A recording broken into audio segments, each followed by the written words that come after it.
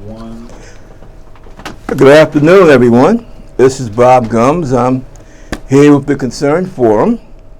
Today, we're going to kind of go off a little bit on a tangent, a very good tangent.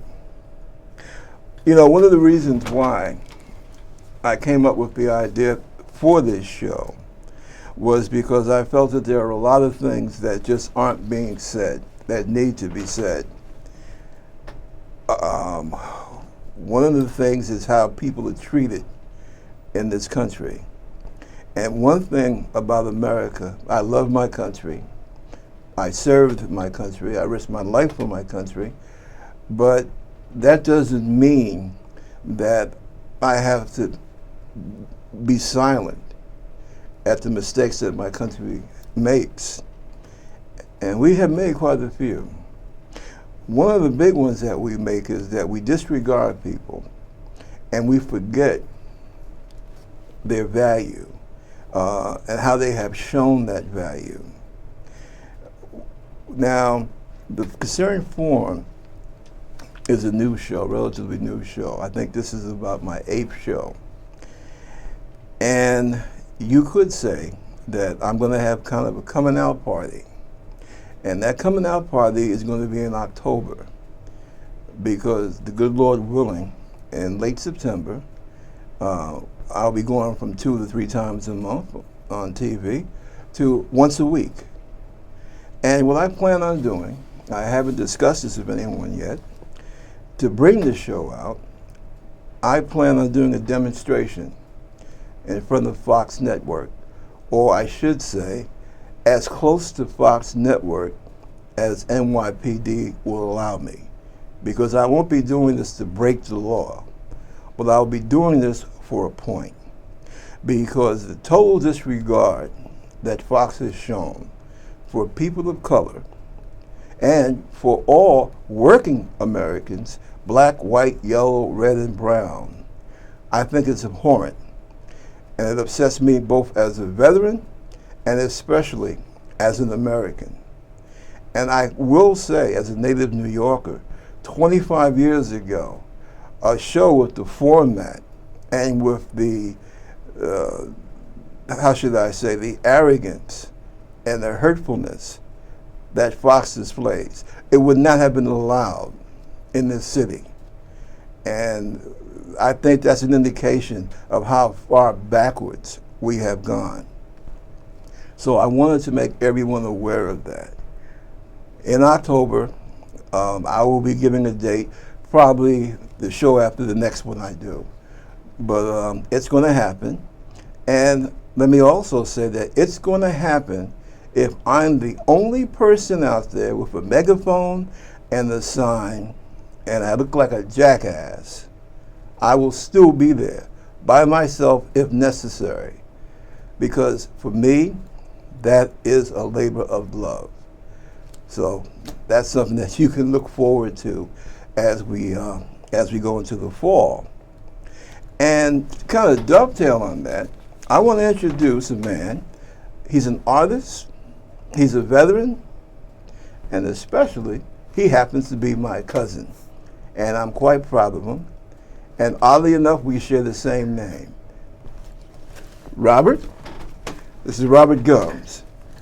And he's going to tell us a bit about the contribution of African Americans to the military. I think it's important, especially now, more than ever. I mean, we've just had, possibly soon to be, depending upon how you folks get out there and vote, President Trump denigrating one of our greatest heroes, John McClane. And let me be perfectly clear about this. I have known of John McClane since I was a young sailor on board the USS Nimitz. And he was the talk of the officers' wardroom. The guy who flew the fighter jets off of the old Forrestal. And he was wrongly accused of starting that infamous fire. And I really have a problem with that because he was the biggest peacetime disaster. Because remember, Vietnam wasn't the war, so they tell us. His experience was the first. My experience on board Nimitz was the second. We had the same thing happen to us in 1982, and going over the deal with Gaddafi. And we lost 33 guys that night. Really, to be technical about it, we lost about 20 boys and maybe 12 or 15 older guys. Some of whom I knew quite well because they were deck people, air people. And there, where they birthed that was right next to the gymnasium. So I lost a few friends that night. And for Trump to say what he did, it really angers me. Now, I don't care for John's politics. I really don't. And I do think, in all honesty, he should do more for veterans. But nonetheless, he is a hero. He didn't have to be there. He served his country. And I don't think that Mr. Wannabe President Trump has any right to try and denigrate his service or the service of any veteran. Now, obviously, we're at a time of increased ethnic and racial disharmony. And I just felt it would be a good time because my cousin is thoroughly knowledgeable about some of the accomplishments of people of color in the military. So I'm going to chill out for a little bit, and I'm going to let my cousin do the talking. So what do you have for us? Okay. First of all, thank you, Bob, for inviting me on your show. And thank you for coming. As you were saying that in terms of my interest in the military, particularly with African Americans, goes way back to my interest in African American history and American history. And I always felt that the role of African Americans was not as highlighted as it should have been. And certainly my being part of the media, my background is in advertising, publishing. I felt that I could play a role in bringing their history to a broader audience. So using my talent and my interest, I thought about a way in which I could do that. Certainly as an artist, that's one way. But one of the ways that I came up with is the idea of commemorating notable African Americans on coins. And the first person that I selected was a member of the U.S. Army by the name of Sergeant Cornelius H. Charlton. He was a Medal of Honor recipient from the Korean War, one of two. Interesting enough, the two Medal of Honor recipients that were black came out of the Bronx. So that was an interesting story. Bronx has it going on. Yes, it does. So I got involved with the subject of Sergeant Charlton through a friend of mine who used to work for the Parks Department. And he made me aware that there was a playground dedicated to Sergeant Charlton. Okay. Where's this at? It's on 164th and Boston Road. Oh, that's okay. Yes, right. Yeah, yes, that. yeah. When he was killed in 1951, the city decided a way to honor him was to name a playground after him. So that's what they did. But over the years, it became run down through lack of just care. So the individual that used to work for the Parks Department, his name is, I gotta mention his name, Leroy Archibald, former Marine. All right. He made me aware, as I said, of Charlton Playground. So one day we went around and we looked at it. We said, you know, this is no way to honor a Medal of Honor recipient. So we put together an organization called the Friends of Charlton Garden. And for the specific purpose of renovating the park. And we made a presentation before the city council, and we were very successful. We were able to raise almost $4 million. Whoa. Yes, to renovate that park. And we had a ribbon cutting ceremony in 2011. But in the meantime, I had made contact with his family. And I found out that when he was killed, the family wanted him buried in Arlington National Cemetery. But for whatever reason, it didn't happen. They felt that it was racism. In any event, he was buried in the family cemetery in Virginia. Someone did some research and found that that particular gravesite was in disrepair. It wasn't kept up. So he was able to have Sergeant Charlton's grave moved to a VA cemetery in West Virginia. But the family still was not happy with that. They felt that he should be in Arlington National Cemetery. So through my working with his niece, we were able to make that happen. Excellent. In 2008, he was officially interred at Arlington National Cemetery. All right. Yes. So one of the ways the family decided also to honor their relative was to start a educational society. And I came with the idea of creating a coin as a way of fundraising. Can I see that? Yes, sure. But also bringing more of an awareness to this issue, because what a lot of people are not aware of is that coins have historically been used to honor notables in history, going back to the days of the Romans. That's correct, yeah. Yes. So, Let's see if I can hold this up to the camera sure. here. Yeah. And that brother won the Medal of Honor. That's right, yes. Right. My God. So it was one of the ways that we chose to honor Sergeant Charlton. From there, I got the idea of, well, gee, why not attempt to honor other notable African American military heroes on coins? So I came up with a coin honoring Dory Miller, who was the hero That's my man. of Pearl Harbor. He won the Navy Cross. He should have received the Medal of Honor. Yes, he should have. Yes. He should have. And there have been attempts in Congress to make that happen. Hopefully one day it will. This is Dory, yeah. Yes. My fellow sailor. Yeah. Yeah. Yes.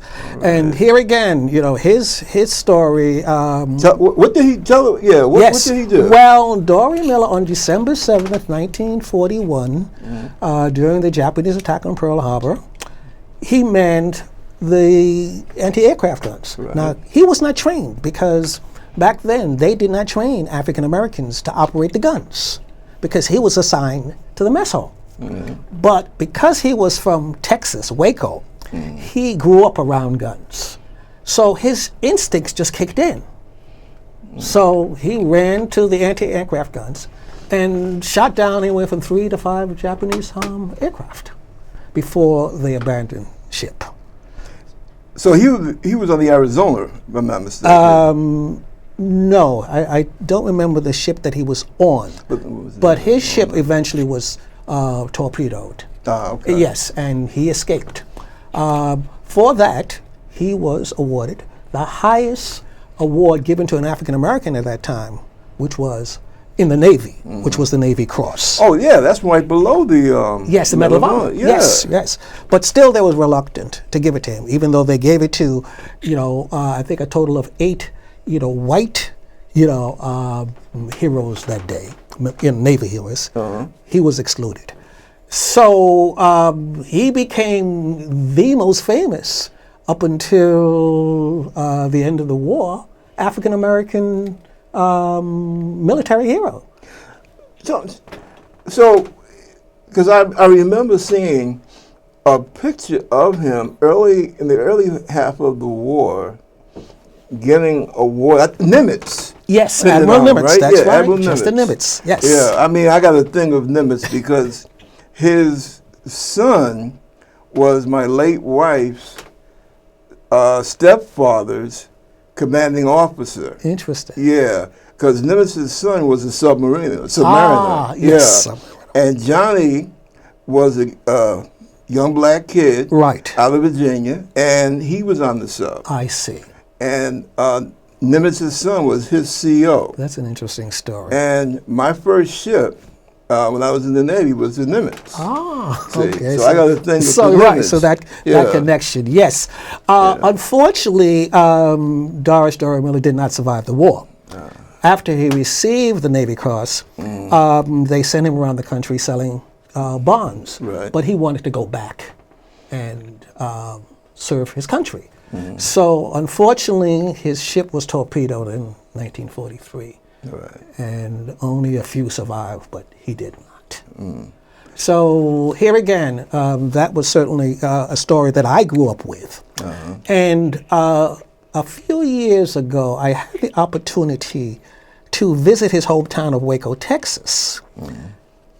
And I found out they were building a memorial to honor him.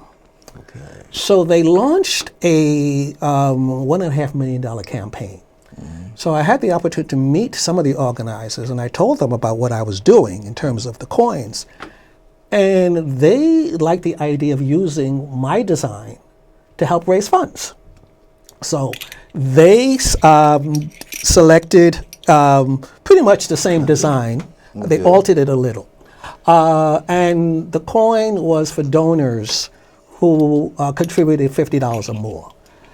I will say that Beautiful. to date, the campaign has raised over $900,000. Wow. The goal is $1.5 million, and they're hoping to raise that in time for the official unveiling of the memorial in 2016. Now that's next year. Yes. So you could see they're certainly more than I'm halfway. trying, let me see if I can close my eyes and calculate. I'm trying to remember how far is Waco from Houston? I am not sure. I was in Dallas, and I found out that Waco was about 2 hours away. So, but I'm not sure in terms of the distance between Houston and Waco. Okay, because just a little sidebar, I'm going to have to keep up with that because I might be able to kiss two birds with one stone. I know this might shock my audience out there. I mean, I realize I look so young and innocent, but I actually have a grandson in Houston, Texas. Oh. So this would be an excellent opportunity Yes, to go out to yes, to Texas way. Right, yes, Yeah. and at the same time attend the Exactly. unveiling. Well, I'm hoping to be there as well. Yeah, I got to. Yes. I got to. Right. That's something that's very important. You know, this might be an off-the-wall question. Don't pay this any mind, folks. Talking about the military, I cracked my spine when I was in the Navy, and I had to stop by the ER before I came over here, so that's no biggie. But what was the atmosphere like for Dory, especially during the time that Nimitz pinned that medal on him? I mean, or maybe I don't know if you would actually know that how it was, but I'm just trying to picture this brother, 1942, Right. and he's standing up there, and he's being awarded by the commander of the Pacific Fleet. Yes. You know, and I'm just wondering, did he get a chance to meet Roosevelt? Do you know? Or? I do not know that, but I know it was very interesting because the story really was disseminated through the black press. It was not necessarily the Navy, but once they got a hold of it, they took it and ran with it, and certainly presented it to the black community, Black America, and because here again we're talking about the early stages of World War II. and the country was looking for heroes. So it meant a lot that there was a legitimate African American hero that existed. So as a result of that, the Navy saw his value from a publicity standpoint. So they, took him off duty, and they sent him around the country to raise war bonds. My goodness. Yes, right. And he was well received across the country. Do you know if he did any touring in the South? I'm just curious. I'm not sure of that.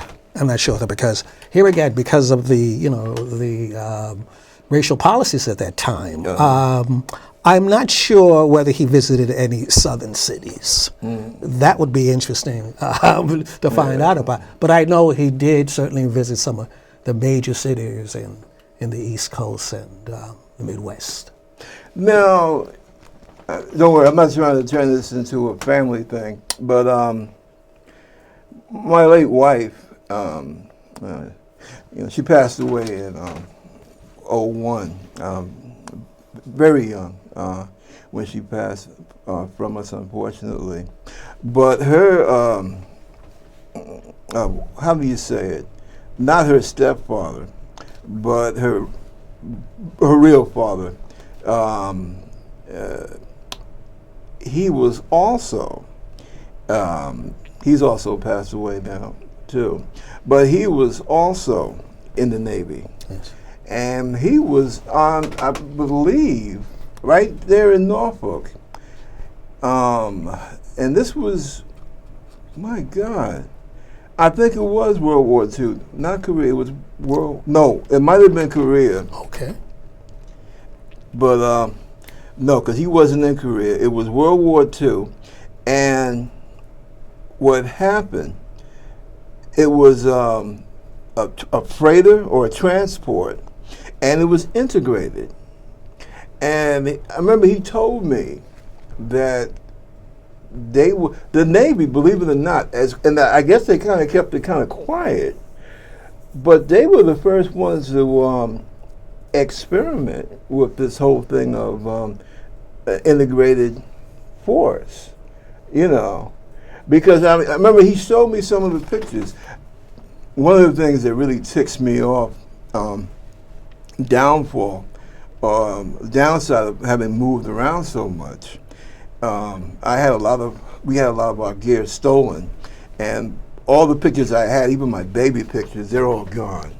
So whoever did that, I hope they're happy. I hope they enjoyed the pictures. But he had his, and I saw the pictures, and they were black and white guys together. Yes. And I said, wait a minute, that didn't happen until 48. And he was telling me, no, this was like 44, 45. And he said, yeah, because it was an experiment. And they had a couple other things. First, black officers. What were they called? The Golden 12 or the Golden 13? I do not remember, though. I do know that after 1948, when Harry Truman officially integrated the armed forces, things began to change. Yeah. The Army, which many people do not remember, was also segregated. That's right, yeah. There were, black units and there were white units. So there were a number of changes after 1948. I do know that in the Navy, they began to hire or train African American pilots. So that was historic. So things began to open up. Right. Certainly for African Americans in the Navy. Now, one other thing, because and that's also close to my heart, because oddly enough, originally instead of going in the Navy, as I was telling you earlier, I was supposed to be going in the Marine Corps. Yes. And then after my first hitch and my second hitch, I was giving serious thought to going in the Corps. But I guess I was kind of happy where I was at, what I was doing, I should say. But tell us about Mumford Point. Yes. Story about the Marine Corps. I always had an interest in joining the Marines. In fact, one of the individuals that I grew up with was an older guy.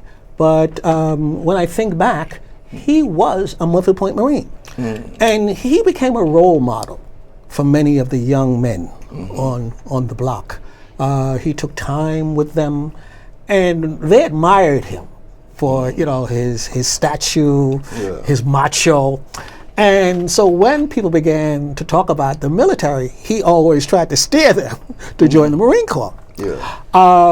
As I said, I had an interest in the Marines, partly, I guess, because of him and the other guys, but also watching World War II films. And there was always something about the Marine Corps, the uniforms, the gung-ho. But what happened with me was in high school, I decided to go to college. So that steered me away from joining the Marine Corps. But I always had an interest in the history. But you were in the Army, though. I was in the Army, yes. Right. But I always had this interest in the history of the Marine Corps. Then I found out about the first African American Marines. They were called the Montford Point Marines. Up until 1941, the Marine Corps was an all-white military service, even though for a brief period during the Revolutionary War, there were a few African Americans in the Corps. But after that, they decided to change the policies. So from that time until 1941, no African Americans were allowed to join the Marine Corps. It wasn't until 1942,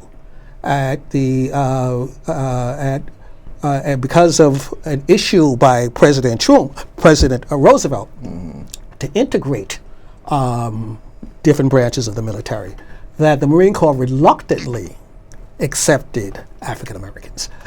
But they were trained separately. The Marine recruits on the East Coast were trained at Parris Island in South Carolina.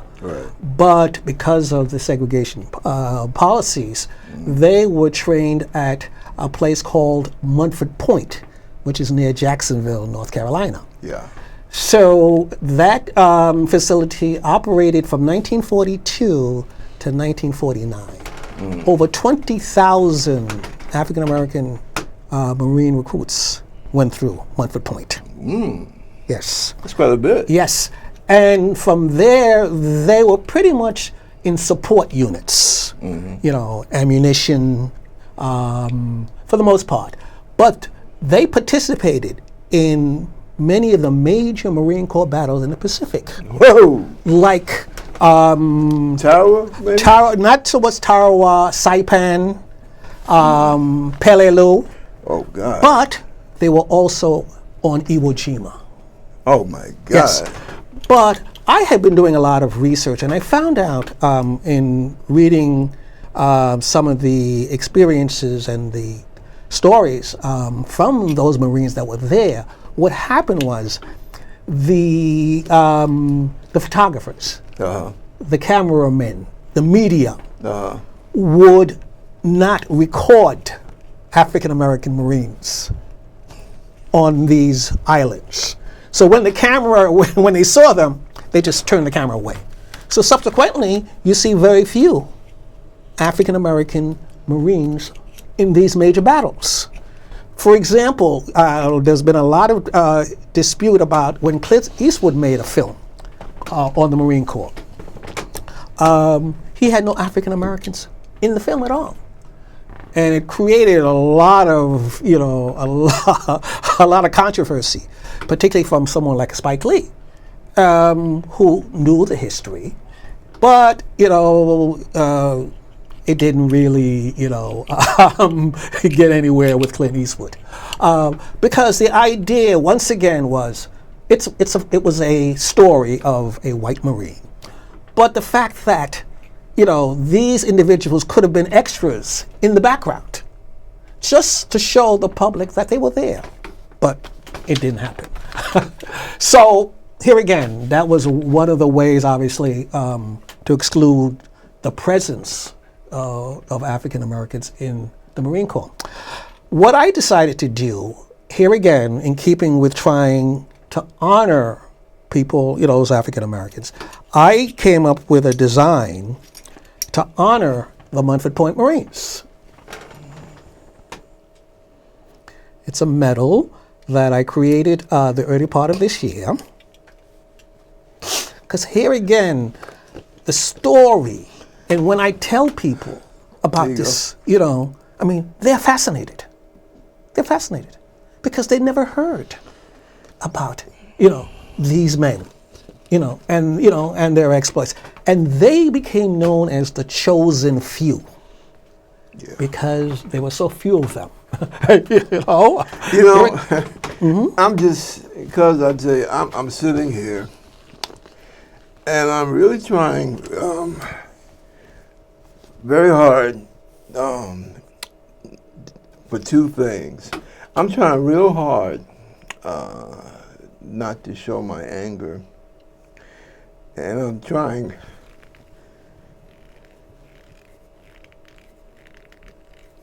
No, I understand. what I'm trying to figure out combat, whether you be on land or whether you be on sea. It's not a picnic. It's not. No. And I am, speaking from just a little personal experience. And I'm trying to understand the mentality that would tell a cameraman. And I'm going to tell you right now, I'm not going to hold the cameraman to blame. But I'm trying to understand the mentality that would tell a combat photographer who's quite literally running around with his ass in his hands, trying to keep from getting his butt blown Kingdom Come. Yes. To tell this guy, hey, make sure you don't take any pictures of the black, the black Marines, or the black grunts. Yes. Yes. And I just, you told me that. Now, I'll be honest. I knew something about the Munford Point Marines. Yes. I knew that World War II was the first time in the modern era that we had blacks go into the Corps. Yes. But what you just told me about the combat photographers not being allowed to take pictures, because I'm quite sure if there probably are pictures. Because knowing the combat cameraman like I do, those guys are real nuts, believe me. And what a couple of them probably would do, they probably took some of those pictures and kept it for themselves. Exactly. See? Right, because here again, we have to understand that they were the cameramen who were working for, whether it was the, and Marine Corps Times, newspaper, or the general press. Yeah. So when it got back to the States, it's going to be cut. it's going to be edited. Yeah. Right. So it's true. Now, it's not to say that if you don't look carefully, you will see, Marines, in several of these battles. But you have to look for them. That's the interesting thing. All right. So, but they were there. And that's why it's important for people to read. Because there have been several books published on the history of the Munford Point Marines. I'm going to do some more reading. Yes. Because you hit me with a baseball bat. I never knew that. Yes. And that's something else for my magic ball of tricks. Yes. But I never knew that. And see, now I keep trying to tell my friends and my political associates that, you know what I say? Because we're still talking military, because now I'm talking about the commander-in-chief. Yes. I tell people that there are things that the president has done that I disagree with. Sure. But I tell them, overall, I will never know. Maybe my grandson or his kids might know.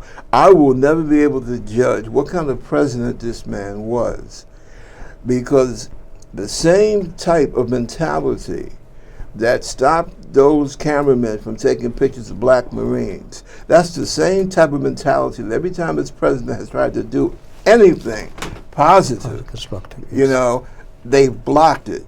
So you can't no one can say he's been a good president, he's been a bad president. We never know because he never got a chance to do anything. Unfortunately, yes. And that makes me sick to my heart. I'll be thinking about that before I go to sleep tonight. Yes, yes. You know, because I see those guys out there, you know.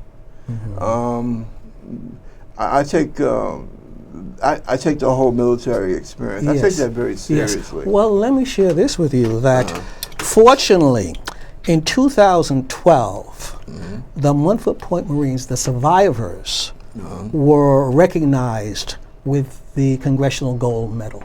Oh, that's good. Yes, right. That's good. Because here again, it was the 70th anniversary of the Montford Point Marines. So those survivors, you know, met in Washington and they received their gold medal. Now we have to remember these are men in their late 80s, early 90s. Yeah. So, you know, they're slowly passing on. But, you know, fortunately, you know, many of those survivors were able to receive that medal. Well, that's good. Yeah. Another interesting story. I happened to show a mock-up of this coin to one of my doctors who's an ophthalmologist. Okay. So he looked at it, he said, well, who are these guys? So I went on to explain who they were. And he said, gee, this sounds like an interesting story. Can you provide me more information? So I did. Come to find out that he's also a playwright. And he was looking for a story. And when he learned about the history of the Montford Point Marines, he decided to write his second play on the Montford Point Marines. And that was really, really an inspiration for me.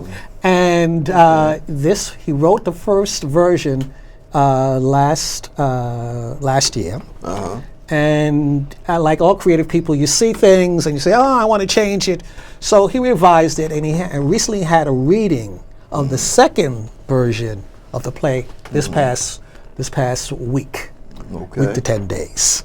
But here again, and I always say to people that you never know where an idea is going to go.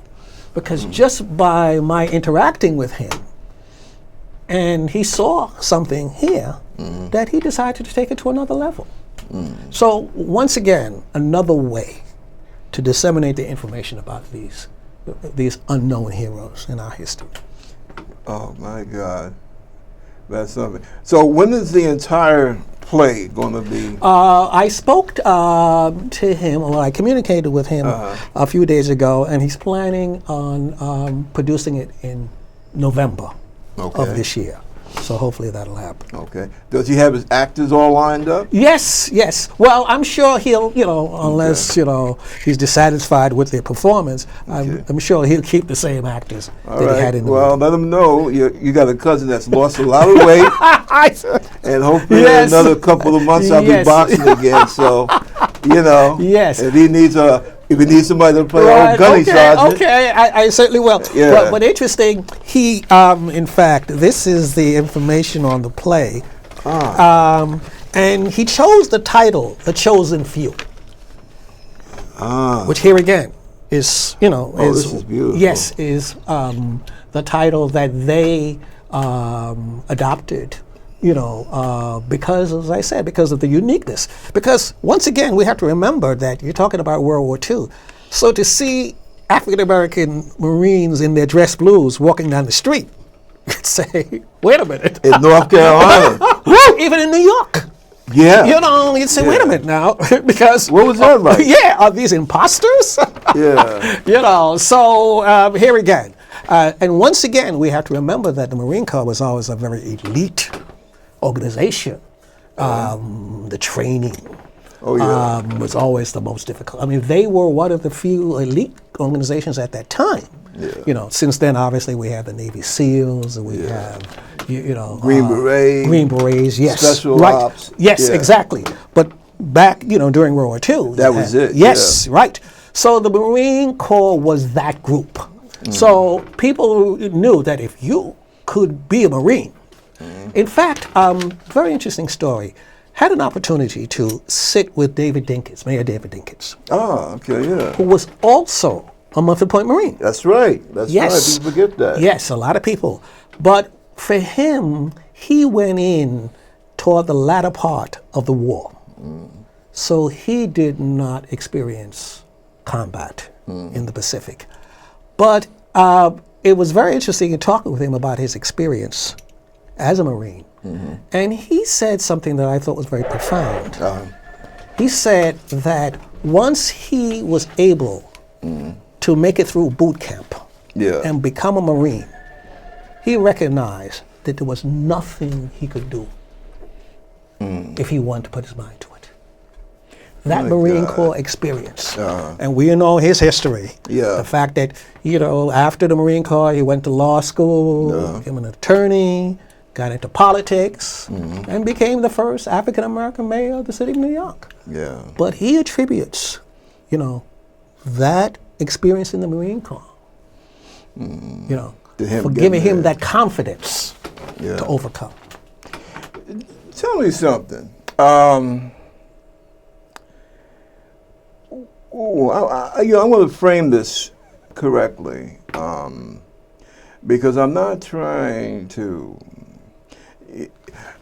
I didn't start this show basically just to have an anvil to just pound people or groups or anything. Sure. But is there, what is it with this country? I mean, in your opinion, they only want to celebrate. All the heroes have to look like John Wayne to be celebrated. Yes. It's unfortunate. It's unfortunate that this country, in many ways, still has not come to grips with the contribution of people of African descent, particularly in the military. And therefore, it's incumbent upon those of us who understand that to make the public aware. Because you just made me think of something else. It's funny. Right? Okay, the Marines were the elite, right? Right. But which unit got the most combat awards in World War II? Japanese Americans. That's right. Right, the 442nd. That's right, That's right, yes. I don't get it. Yes, exactly. But here again, that's another story. The fact that when the Japanese attacked Pearl Harbor, Japanese citizens on the West Coast were sent to concentration camps, internment camps. That's right. So many of them were forced to show their patriotism. So they joined the Army, this special unit that turned out to be the most decorated combat unit in World War II. You're absolutely correct. And how many of those white Marines and black Marines, but especially the white Marines, because they were the mass majority, how many of them owe their lives to some Native American kid speaking Navajo so the Japanese couldn't break the code? Right, that's right, exactly. Well, here again, going back to the story of the Muffin Point Marines, because, there's a saying in the Marine Corps, every Marine is a rifleman. Right. But here again, the African American Marines were assigned as support units. But many of them will tell the story that if it were not for their role in supplying the Marines, the white Marines, with ammunition, carrying the wounded back to the ships, it would have been a different story. Yeah. A military can't exist without logistics. Exactly. Yes. So even though they were not trained, to serve as frontline combat troops, they had a rifle, and when the time came, they used it. So for the protection of all. So here again, it's unfortunate that in many ways they were regulated at that time. And my God, how many Mexican Americans? Yes. Okay. Sure. Served us in World War II. Oh yes. Oh, without a doubt. But here again. Now that Donald Trump calls them dirty immigrants. Yes. I can't. I can't get over this country sometimes. I really can't. Well, and I can't. I wonder, and this might make me sound racist. I don't know, but I'm just thinking there must be some kind of basic goodness in people of color, because only people of color in this country had to fight to be allowed to die for this country. yes. And quite honestly, for rights that they did not have. Yeah. Going back to the Civil War, for example. Yeah. When you think about the black troops, who many of them were former slaves. But after the Civil War, what happened? They went back into a segregated society. The same thing happened up until, post-World War II. The Murphy Point Marines, or any black service person, they still did not enjoy the rights of full citizenship. For example, when you hear some of the stories by the Murphy Point Marines, how they were treated in North Carolina, for example, God. or in parts of the South. Even though they had their uniforms, people knew who they were, still, they were black, and therefore they were segregated. So there was always this issue of fighting on two fronts, at home and abroad. I feel the newspaper article coming on. I really do. I think I'm going to be busy this weekend because this really, everyone has to, please excuse me. I am, you got to realize something, and I know I'm a very sensitive person on a lot of on certain subjects, I should say. But for the last 3 weeks, I've been following in the campaign. Yes. And for the sake of transparency, because who I am, what did Popeye always say? I am who I am. Right. I'm a supporter of Bernie Sanders, Bernie Sanders, and I'm following this campaign closely. And for the last 3 weeks, I've been having a steady diet of what I see as pure, unadulterated hate and racism. I know that the Republican Party is freaking out again because of my favorite wannabe president, Donald Trump, but they have to remember that beginning with Reagan, they are the ones that conditioned their base to have a straight diet of hate and basically being obnoxious to people of color. And I'm sitting here and I'm thinking about this, and I'm listening to stories about men that basically, in many cases gave their lives. Certainly. And this is World War II. And I read the article, and yesterday, I was telling you before the show started, in yesterday's New York Times about how racism has gotten so bad. Has it been this bad? The feelings about race and anger since the 60s. Yes. And I'm like, what is this? Yeah, and it's interesting because with the election, the first African-American president, 2000, many people said, well, that was, a milestone. That was a turning point in the history, in the country's history with dealing with race. But we are now seeing, the fact that that's far from, from the truth. And the thing that really, there is something very freaky about this country. That's the word I use, freaky. Because, what would the first black president be like? Mm-hmm. And, this guy practically steps out of he's practically a black Ken doll. I mean, the man is perfect. A law professor, Right. Their cheap detective agencies are going bankrupt for lack of work from the Republican Party trying to dig up scandals on this guy. And they're not happy. This man has done everything that white conservatives have always said black folks should do. Right. And he's done it.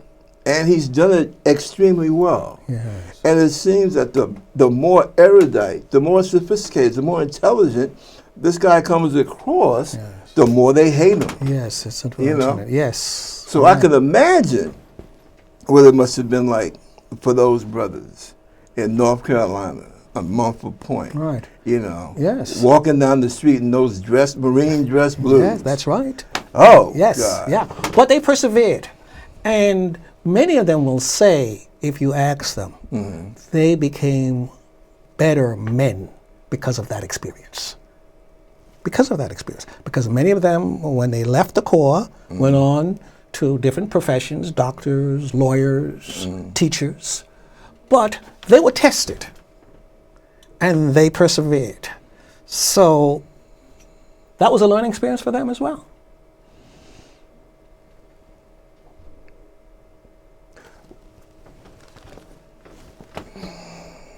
It's a very moving story.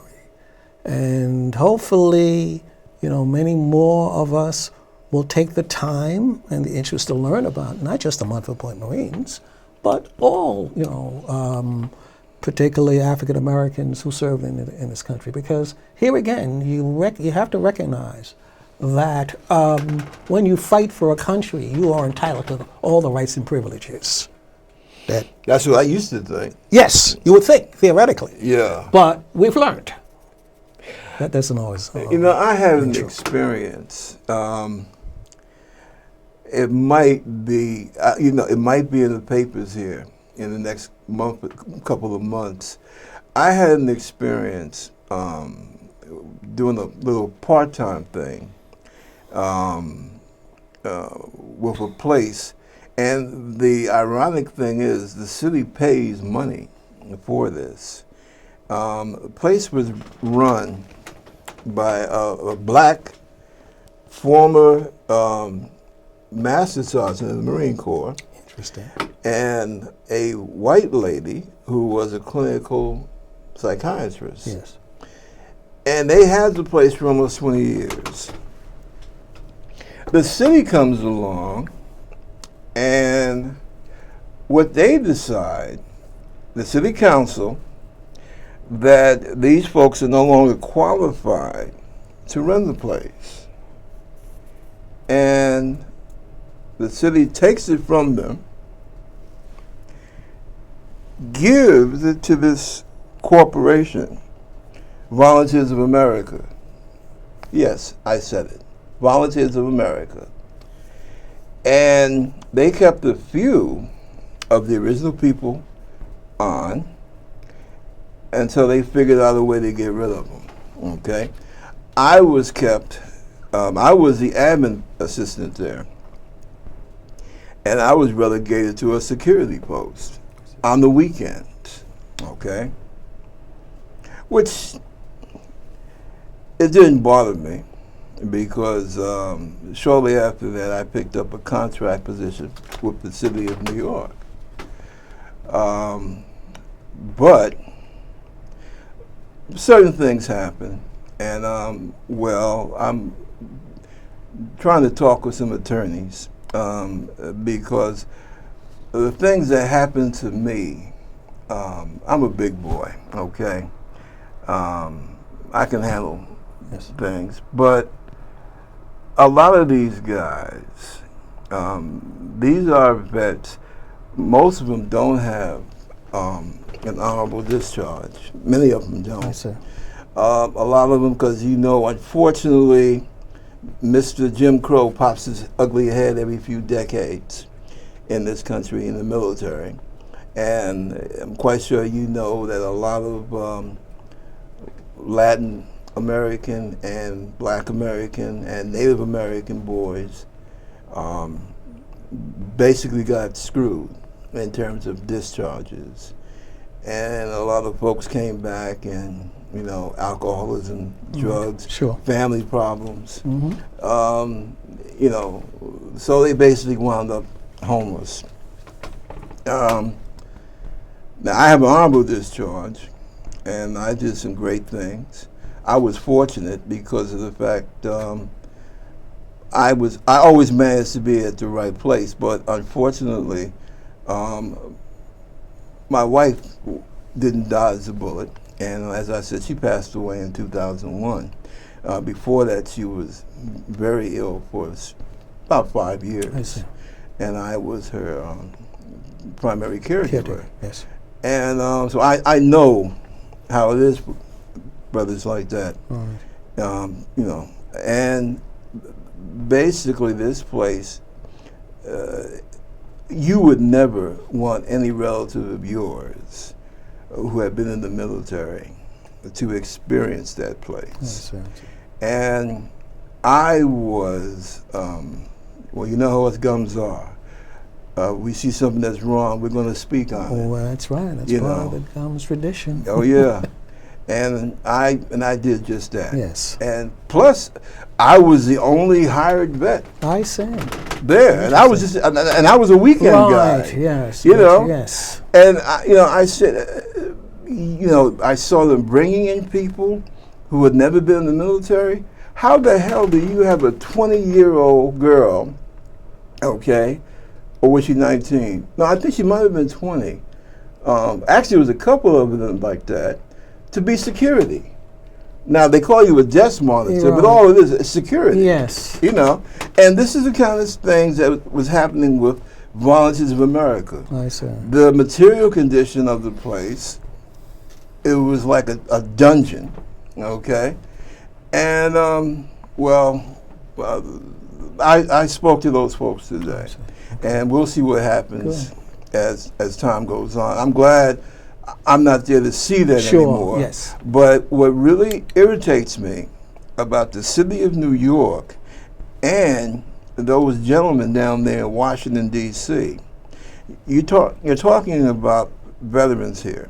You're talking about black veterans and the sacrifices that have been made and that we continue to make. Yes. But what they have done, they have taken the Veterans Administration and have turned it into a paper tiger. And I don't know where these Republicans get these wacky ideas about the private sector cures all. But what they have done, some guy, some gal has an idea, they wake up and say, hey, I'll be, what's that, a private vendor. Mm-hmm. I'll sell the government care for veterans. Yes. And they go out there and they say, well, yeah, I'm so-and-so. I'm for the service for the underserved, or I'm Volunteers of America, or I'm this group, or I'm black veterans, and you find no one a job, okay? Yeah, that's an unfortunate situation. Yeah, or you find, you got somebody with a college degree and you tell them to be, work in a kitchen or be a security guard, Yes. This is the kind of crap that has been going on since they have cut the Veterans Administration.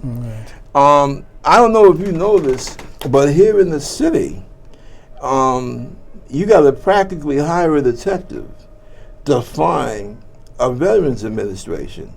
You go to the VA hospital on 23rd Street, Yes. and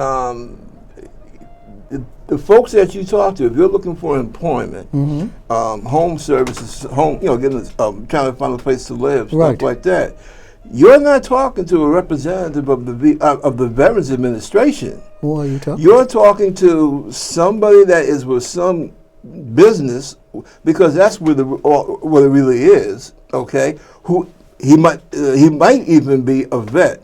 Hopefully, the better ones, they are actually guys who have been veterans. Oh, excuse me, who are veterans. But you're talking to a private business, okay? And this thing about nonprofit, nonprofit sounds nice, okay? They can do good things. But you have to be careful, Because when you take something out of the public's hands and you put it in the private hand- hands, right, in the private sector. Yes, the yes. private sector, Right, yes. that's a whole different Oh, thing. without a doubt, yes. Well, Yeah. you know, the whole theory about free enterprise and, you know, It's nothing that's free certainly about yeah. free Oh no. enterprise. Oh well, certainly, and no. I mean, and there are people who benefit. Oh, yeah. You know, and in many ways that should not. It's unfortunate. Yes, indeed.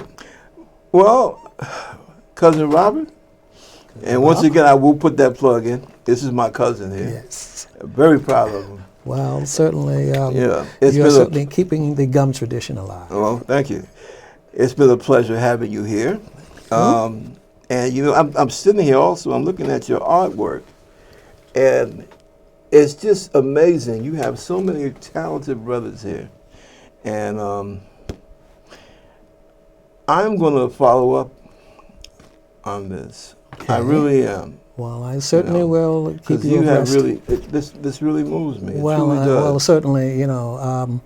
Here again, thank you for giving me the opportunity to share these experiences with you, because here again, I think we need more platforms like this. Well, this is going to be, you can consider this from now on to be your platform. Okay. And friends, this is Bob Gumbs and Bob Gumbs of the Concerned Forum. Thank you for visiting with us, and I'll see you again. Take care. Thank you, guys. Okay. God bless. All right. All right.